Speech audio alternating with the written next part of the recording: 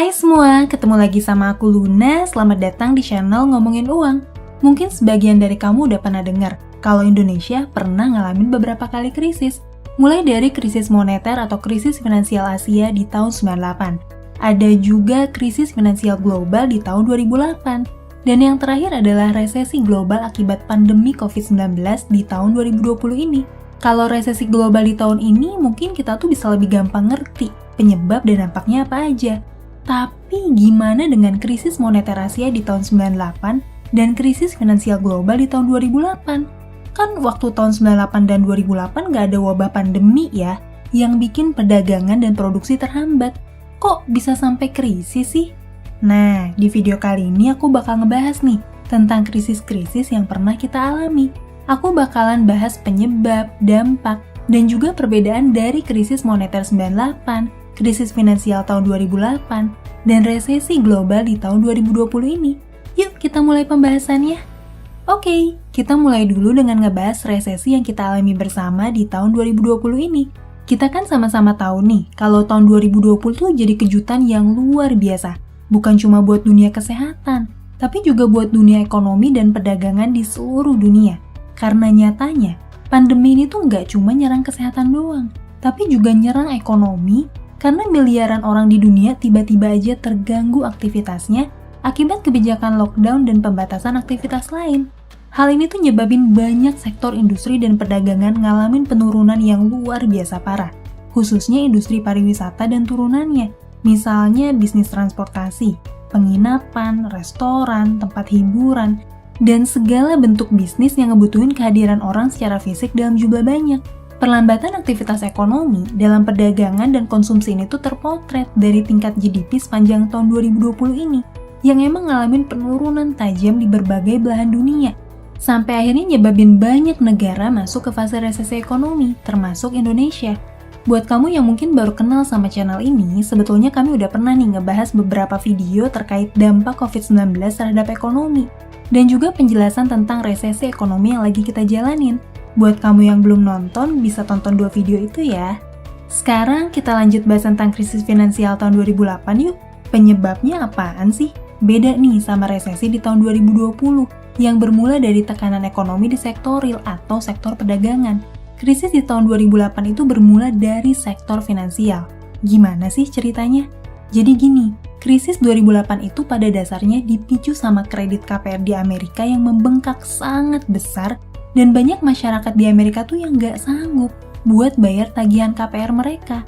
Hal itu bikin aliran dana di institusi keuangan seluruh dunia macet, dengan status utang, jaminan, dan asuransi yang kacau banget. Sampai-sampai banyak pihak di industri keuangan tuh saling tunjuk dan saling nyalahin satu sama lain. Aku coba ceritain deh ya ilustrasi masalahnya secara sederhana, biar kamu bisa lebih kebayang.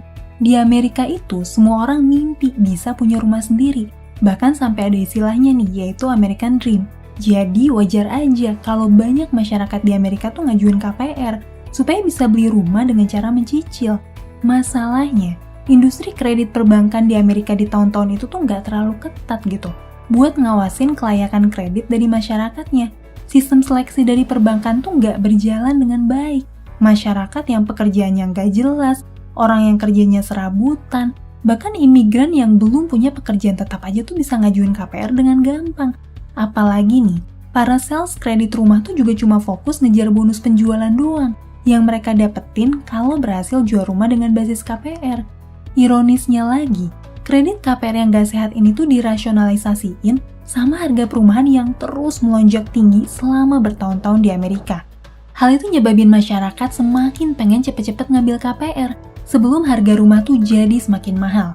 Bahkan nih, saking drastisnya kenaikan harga rumah di Amerika, kalau aja ada keluarga yang nggak sanggup ngelanjutin pembayaran KPR, penjualan rumahnya itu udah lebih dari cukup buat ngelunasin utang kreditnya. Dengan logika kayak gitu, makin banyak aja masyarakat yang terus pengen beli rumah dengan sistem KPR, termasuk dari golongan masyarakat yang seharusnya tuh belum layak buat dapetin hak kredit tersebut. Ditambah lagi, kenaikan harga rumah di Amerika tuh dianggap sebagai sesuatu yang bakalan terus terjadi. Hal itu bikin banyak institusi keuangan di Amerika yang ngejaminin surat utang kredit rumah sebagai bagian dari portofolio investasi yang dijual ke nasabah retail. Karena harga rumah terus makin naik, maka harga surat berharga yang berisi jaminan utang kredit itu juga makin diminati investor nih. Dan harganya juga terus bertumbuh naik.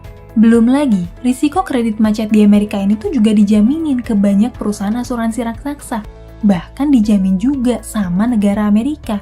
Masalah ini tuh jadi makin berat karena aturan baru dari Presiden Clinton yang memungkinkan bank tabungan untuk turut berpartisipasi dalam investasi berisiko tinggi, kayak KPR berisiko tinggi atau subprime mortgage, yang sebelumnya tuh terbatas cuma buat bank investasi doang. Dimana nih, uang tabungan rakyat Amerika tuh juga turut dipertaruhin.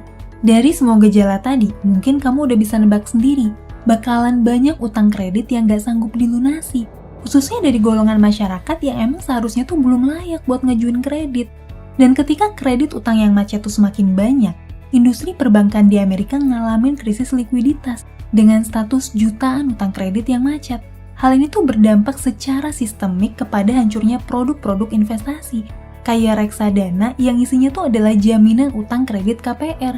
Belum lagi, banyak perusahaan asuransi di seluruh dunia yang gak sanggup nanggung klaim asuransi yang bertumpuk sangat banyak melampaui kemampuan likuiditasnya. Semua kekacauan di industri keuangan ini tuh juga berdampak nih pada kepanikan para investor di bursa saham yang narik dana mereka, sampai akhirnya nyebabin kejatuhan harga saham di seluruh dunia, termasuk Indonesia.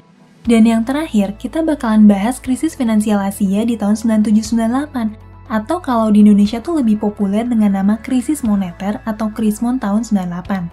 Mungkin kamu masih ingat pas masih kecil di tahun 98, banyak banget berita mencekam baik dari sisi politik, demonstrasi mahasiswa, sampai nilai tukar rupiah yang sangat anjlok. Dari yang tadinya tuh $1 setara sama Rp2.000, nilainya menyusut sampai-sampai $1 tuh setara sama Rp16.000. Gara-gara kejatuhan nilai tukar rupiah itu, ada banyak banget bank dan perusahaan yang bangkrut di Indonesia. Sebetulnya pemicunya apa sih? Yuk kita bahas. Oh iya, sebelum aku bahas lebih lanjut, aku mau disclaimer dulu nih dikit. Di video ini aku cuma bakalan bahas Krismon dari sisi keuangannya aja. Jadi aku nggak bakalan terlalu bahas dari sisi politik ataupun krisis sosial yang terjadi di Indonesia. Nah, mungkin banyak di antara kamu yang masih belum tahu nih, kalau krisis moneter tahun 98 itu awal mulanya dipicu dari krisis negara tetangga kita, yaitu Thailand. Wah, gimana ceritanya nih? Thailand tuh bisa jadi penyebab krisis finansial di Asia, termasuk Indonesia. Jadi gini ceritanya, di awal tahun 90-an, ada ketimpangan antara suku bunga di Thailand dengan negara-negara lain, khususnya sama negara Jepang. Jadi saat itu, suku bunga di Thailand tuh sangat tinggi, sampai sekitar 10%-an. Sementara suku bunga di negara Jepang sangat rendah, ada di level 2%-an per tahun. Kondisi itu tuh bikin beberapa pengusaha di Thailand pengen nyoba bikin skema bisnis yang manfaatin ketimpangan suku bunga antar dua negara tersebut. Caranya gimana tuh? Sederhananya nih, dengan bikin perusahaan falas atau forex, terus perusahaan tersebut tuh pinjem uang dalam jumlah besar ke Jepang yang bunga pengembaliannya rendah. Terus, dana tersebut tuh didistribusiin jadi utang kredit di Thailand yang punya pengembalian bunga yang tinggi. Awalnya nih, aliran dana segar buat UMKM dan masyarakat Thailand tuh terlihat positif karena pertumbuhan ekonomi di Thailand tumbuh di atas 8% di awal tahun 90-an, khususnya di industri ekspor nih. Thailand tuh semakin produktif jual hasil produksi dalam negerinya ke pasar luar negeri. Di sisi lain, pertumbuhan ekonomi di Thailand tuh juga bikin masyarakatnya mulai gencar belanja barang impor dari luar negeri, yang artinya ningkatin permintaan mata uang asing dalam perdagangan negara Thailand. Sampai akhirnya di tahun 95, Thailand tuh ngalamin persaingan bisnis ekspor sama Cina. Artinya apa? Keuntungan bisnis ekspor Thailand tuh ngalamin penurunan, dan perusahaan yang minjem uang yen Jepang lewat perusahaan forex tersebut tuh makin kesulitan buat ngebayar utang-utangnya yang berbunga cukup tinggi.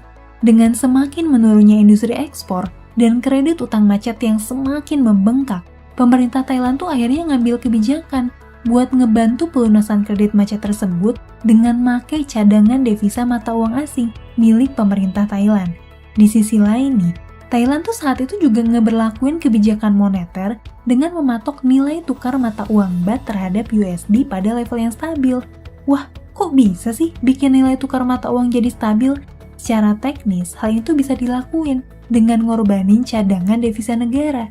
Jadi gini, Pemerintah tuh pakai cadangan devisa negara buat mengintervensi tingkat fluktuasi permintaan baht terhadap USD.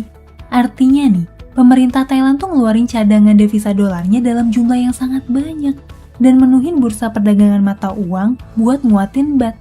Masalahnya, cadangan devisa negara Thailand tentu ada batasnya dan gak mungkin selamanya tuh bisa nahan kredit macet dan menstabilkan nilai mata uang baht.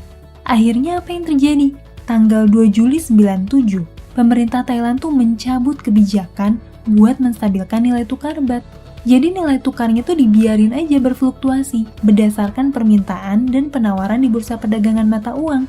Akibatnya nih, nilai baht itu turun 20% hari itu juga. Hal itu tuh bikin seluruh dunia investasi sangat kaget dan ngakibatin kepanikan besar di Asia. Amblesnya nilai mata uang Thailand yang sedrastis itu dalam waktu singkat bikin reaksi berantai di kalangan investor, termasuk yang nanemin uangnya di Indonesia, Malaysia, dan negara-negara berkembang di Asia.